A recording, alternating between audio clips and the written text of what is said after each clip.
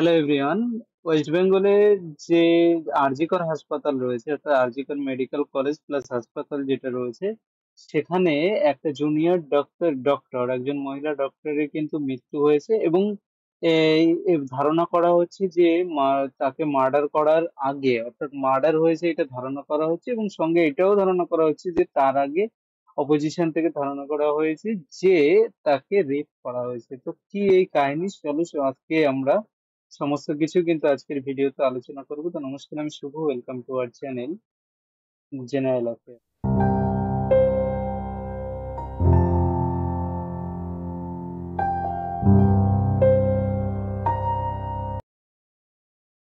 তো দেখো, যে আরজিকর যে হাসপাতাল রয়েছে সে হাসপাতাল যেটা রয়েছে আরজিকরের কলকাতায়, সে হাসপাতালে অর্থাৎ 9 আগস্ট 9 আগস্ট রাতে কিন্তু একটা মার্ডার ধারণা করা হচ্ছে যে সেটা মার্ডার হয়েছে, কারণ এখনো পোস্টমর্টম রিপোর্ট সেটা কি করা হয়নি। পোস্টমর্টম রিপোর্টে সেই অনুযায়ী বলা হচ্ছে যে সেটাকে কি করা হচ্ছে, রেপ প্লাস মার্ডার, এটা কিন্তু ভাবা হচ্ছে সেটা নিয়ে। আর তা নিয়ে হাসপাতাল যে কমিটি রয়েছে তারা 2 এনকোয়ারি প্যানেলস একটা তৈরি করেছে। তো ফ্যামিলি যারা রয়েছে অর্থাৎ যে জুনিয়র ডাক্তার যিনি মারা গেছেন, সেই জুনিয়র ডাক্তার যিনি ছিলেন অর্থাৎ পোস্ট গ্রাজুয়েট যে ডক্টর ছিলেন, ঠিক আছে, 31 বছর বয়সী, তিনি তার ফ্যামিলি দাবি করেছেন যে এটা ক্লিয়ার কেস অফ মার্ডার। ঠিক আছে। তো কি এটা হয়েছে, তোমরা এটা দেখতে পাচ্ছ আরজিকর হাসপাতাল যেটা রয়েছে, সেই আরজিকর হাসপাতালের কিন্তু এটা ফ্রন্ট গেট দেখছো, এই যে হাসপাতালটা রয়েছে কলকাতা একদম। এবারে কলকাতায় এই আরজিকর হাসপাতালে যে একটা যে মার্ডার প্লাস রেপ যে কেস নিয়েছে সেই নিয়ে কিন্তু ওয়েস্ট বেঙ্গলে একটা খুব টানাপোড়েন শুরু হয়েছে। কারণ বিজেপি যে অপোজিশন যে বিজেপি লিডার রয়েছেন তারা কিন্তু দাবি করেছেন যে এটা একটা রেপ প্লাস মার্ডার, এটা দাবি করেছেন। আহ, উম, আর যাকে কারণ যে বডিটা পাওয়া গেছে সেটা কিন্তু রিপোর্ট অনুযায়ী সেই বডিটা সেমিনাল হলে অর্ধনগ্ন অবস্থায় পাওয়া গেছে। এটা কিন্তু ওই পোস্ট গ্রাজুয়েট স্টুডেন্ট যে রয়েছে অর্থাৎ ডক্টর রয়েছে তার বডিটাকে ওখানে পাওয়া গেছে।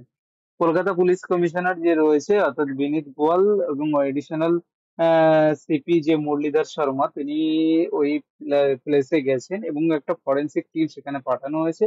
আর সঙ্গে সঙ্গে পুলিশ সোর্স কিন্তু এটা বলা হয়েছে যে যে বডিটা পাওয়া গেছে সেই বডিতে কিন্তু অনেকগুলো স্ক্র্যাচ মার্ক রয়েছে এবং তা সেখানে একটা যে স্ক্র্যাচ এবং তার যে একটা ধস্তাধস্তি হয়েছে সেই ব্যাপারটাও কিন্তু বোঝা যাচ্ছে সেই বডি দেখে। ঠিক আছে। তাছাড়াও বলা হয়েছে যে 5 জন যারা ওই রাতে ডিউটিতে ছিল তাদের প্রত্যেককে কিন্তু ইন্টারোগেট করা হচ্ছে এবং পুলিশ সঙ্গে সঙ্গে এটাও বলেছে যে ডক্টর, নার্স এবং আদার যারা যারা ওই লাস্টে ওই দিন ওই রাতে যারা যারা ডিউটিতে ছিলেন প্রত্যেককেই কিন্তু এখানে ইন্টারোগেট করা হচ্ছে। ঠিক আছে।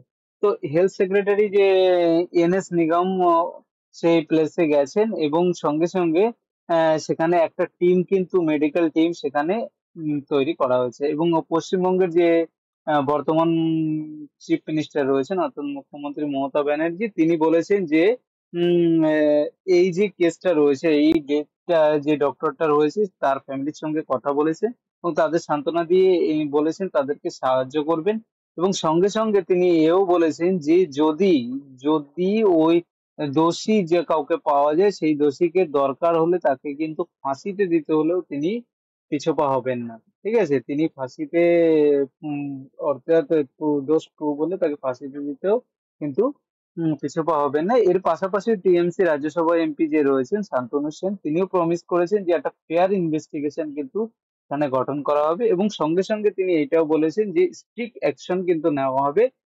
এটা কে বলেছে, রাজ্যসভার এমপি শান্তনু সেন এটা বলেছেন। ঠিক। তো যে ফ্যামিলি অর্থাৎ যে ফ্যামিলি মারা গেছেন তার বাবা কিন্তু দাবি করেছেন যে তার আগের দিন রাত 11টায় অর্থাৎ 9 আগস্ট সেই দিনই রাত 11টায় কিন্তু তার বাবার সাথে সে মেয়েটি কথা বলেছেন অর্থাৎ ডাক্তার যে রয়েছেন সে কথা বলেছেন এবং যখন স্যার বডিটা পাওয়া গেছে সেই বডিটা কিন্তু পার্শিয়ালি আনক্লোজ অর্থাৎ তাকে অর্ধনগ্ন অবস্থায় কিন্তু পাওয়া গেছে এবং তাদের দাবি করেছেন তারা যে মার্ডার প্লাস রেপ এই দুটোই কিন্তু হয়েছে। পুলিশ যদিও ইনভেস্টিগেশন করছে। এই নিয়ে কিন্তু হসপিটাল কমিটি যেটা রয়েছে তারা 11 জন মেম্বারের একটা টিম তৈরি করেছেন এবং পোস্টমর্টমের জন্য আলাদা একটা টিম তৈরি করা হয়েছে। ঠিক আছে। আর এটা এর থেকে বলা হয়েছে, এবং যারা আই উইটনেস ছিল, 3জন আই উইটনেস রয়েছে, তারা কিন্তু ভিকটিম কে বলেছে যে তারা হলো অর্ধনগ্ন অবস্থায় ছিল। হ্যাঁ, এবং যে অন্যান্য যে ডক্টররা রয়েছেন তারা প্রত্যেকে কিন্তু একটা জুডিশিয়াল ম্যাজিস্ট্রেট কে এই বিষয়টি দেখতে বলা হয়েছে, এবং এইটা দাবি করেছেন যে যে ইন্টারনালি এটাকে করলে হবে না, এর জন্য কোনো এক্সটার্নালি একটা কমিটি গঠন করা দরকার। ঠিক আছে। তো এর পাশাপাশি যে মানস গুপ্তা যে রয়েছেন, the secretary association of health service doctors, তিনি বলেছেন যে মাই ব্লাড বয়েলস, আমার যে রক্ত রয়েছে, রক্ত একদম তপ্ত হয়ে গেছে, কারণ ফুটে উঠেছে, কারণ এরকম ঘটনা ওয়েস্ট বেঙ্গলের ইতিহাসে কিন্তু এর আগে কখনো ঘটেনি। এবং সঙ্গে সঙ্গে তিনি একটা সিরিয়াস, এই যে অ্যাসোসিয়েশন যেটা রয়েছে তার যে ডিমান্ড যেটা রয়েছে, তিনি বলেছেন যে এই তার ডিমান্ডটা কিন্তু তারা ডক্টর অ্যাসোসিয়েশন এটা কিন্তু সিরিয়াসলি নিচ্ছে না। এবং সঙ্গে সঙ্গে তিনি চিফ মিনিস্টারকে এই নিয়েও কিন্তু একটা লেটার উনি লিখেছেন, সঙ্গে ইনভেস্টিগেশন যেটা রয়েছে সেই বিষয়টাকে ভালোভাবে দেখার জন্য বলেছেন। আর অমিত মালবিয়া, অর্থাৎ আইটি ডিপার্টমেন্টের যে বিজেপির যে আইটি সেলে একজন রয়েছেন, তিনি কি পোস্টে, তিনি কিন্তু এক্সে অর্থাৎ টুইটারে পোস্ট করেছেন যে এটা একটা clear case of rape and murder, এবং সঙ্গে সঙ্গে তিনি এও বলেছেন যে মমতা ব্যানার্জির গভর্নমেন্ট এইটাকে হাইড করার চেষ্টা করছে, এবং কলকাতা পুলিশটা এইটাকে কভার আপ করার চেষ্টা করছে। এই দাবি করেছেন কি বিজেপির আইটি সেলের যে ইনচার্জ রয়েছেন, অর্থাৎ অমিত মালভিয়া, তিনি দাবি করেছেন। যদিও এই নিয়ে ওমেন কমিশন যেটা রয়েছে তারাও কিন্তু সুমোটো কগনিজেন্স করেছে এই যে ইনসিডেন্টটা হয়েছে সেই ইনসিডেন্টটা নিয়ে। আর সব থেকে বড় ব্যাপার হলো, বলা হয়েছে যে যেখানে ইনসিডেন্টটা ঘটেছে সেখানে কিন্তু কোনো সিসিটিভি ছিল না, কিন্তু একজন এমপ্লয়ি যে হাসপাতালে তিনি বলেছেন যে সিসিটিভি না থাকার কারণ হলো ডক্টর এবং নার্স যারা রয়েছে তারা ওই সেমিনার হলে কি করতো, তারা তাদের ড্রেস চেঞ্জ করতো, এই কারণে ক্লোথ চেঞ্জ করার কারণে সেখানে কোনো কিন্তু নেই, মানে কোনো সিসিটিভি ক্যামেরা নেই। আর সন্দীপ কুমার ঘোষ যে রয়েছেন, অর্থাৎ আরজি করের যে প্রিন্সিপাল রয়েছেন মেডিকেল কলেজে, তিনি বলেছেন যে একটা ট্র্যাজিক যে ঘটনাটা ঘটেছে, ঠিক আছে, এবং পোস্টমর্টমের পরেই আসল কারণটা কি রয়েছে সেটা কিন্তু এখান থেকে জানা যাবে। এবং তিনি এই এনসিওর করেছেন যে স্টেপস আর বিং টেকেন, যা স্টেপ নেওয়া দরকার সমস্ত স্টেপ নেওয়া নেওয়া হবে, আর এইরকম ঘটনা যাতে আহ, আর না ঘটে সেই দিকটাও কিন্তু তারা প্রপারলি দেখবেন, সেটা এটা বলেছেন। আর বিজেপির যে বর্তমানে ওয়েস্ট বেঙ্গলের যে জনতা পার্টির যে লিডার রয়েছে শুভেন্দু অধিকারী, তিনি কিন্তু ডিমান্ড করেছেন যে সিবিআই তদন্ত হওয়া দরকার, কারণ 31 বছর যে পোস্ট গ্রাজুয়েট যে ট্রেনি ডক্টর তাকে বলা হয়েছে তাকে মার্ডার প্লাস রেপ করা হয়েছে। সঙ্গে সঙ্গে তিনি এইটাও লিখেছেন যে যে বডিটা পাওয়া গেছে আরজি করে সেমিনার হলে 3rd ফ্লোরে যেটা পাওয়া গেছে সেটা মিস্টিরিয়াস সার্কামস্ট্যান্সে, আর রিপোর্টলি এই এবং রিপোর্টে এইটা তারা জানিয়েছে যে সেখানে অনেক ধরনের ইনজুরি কিন্তু দেখা গেছে। আর সঙ্গে সঙ্গে তিনি এইটাও বলেছেন যে তিনি কনফার্ম করেনি, কিন্তু তিনি বলেছেন আনকনফার্ম রিপোর্ট অনুযায়ী যে এই যে বডিটা পাওয়া গেছে সেখানে কিন্তু ট্রেস অফ সেমিনাল ফ্লুইড পাওয়া গেছে, অর্থাৎ সেমিনাল যে ফ্লুইড তার কিন্তু বডিতে পাওয়া গেছে। এবং সঙ্গে সঙ্গে এইটা বলেছেন তিনি যে এটা ক্লিয়ার কেস অফ মার্ডার, এবং এই সঙ্গে তিনি এইটাও দাবি করেছেন যে এটা রেপও হতে পারে কিন্তু, এবং সিবিআই এর কাছে এই তদন্তটা সম্পূর্ণ দেওয়া দরকার স্টেট গভর্নমেন্টের। এই নিয়ে একটা অলরেডি 11 জনের যে টিম গঠন করেছে, কিন্তু তারা দাবি করছে যে এই পুরো ঘটনাটাকে সিবিআই এর হাতে দেওয়া কিন্তু দরকার। ঠিক আছে।